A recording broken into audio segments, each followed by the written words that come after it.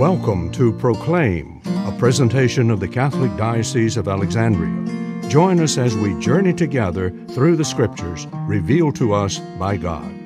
Good morning and welcome to Proclaim. As chapter 12 comes to an end, we find a very touching story, one that perhaps was motivated to put in this part of the Gospel by the reference to devouring the houses of widows that has just been mentioned in Jesus' criticism of the scribes. We find Mark continuing to tell us, "He sat down opposite the treasury and observed how the crowd put money into the treasury.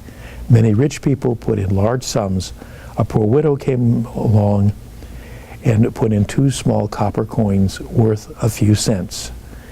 And so it simply is an observation at this point, nothing more than that, that what was there was clearly something that most anyone had seen if they had been to the temple, especially around any of the high holy days. And those who were in positions to give significant amounts were often very anxious that those be acknowledged and seen.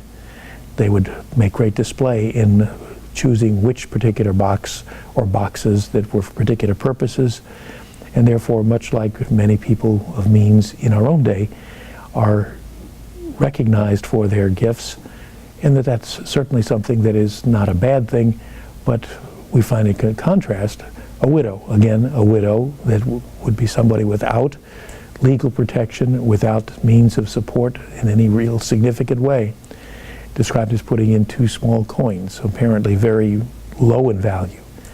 And we find that while this initially begins simply an acknowledgement of this is what Jesus sees, that's what is going on around him, but he'll draw another lesson from it. This program was brought to you by Christus Cabrini Hospital.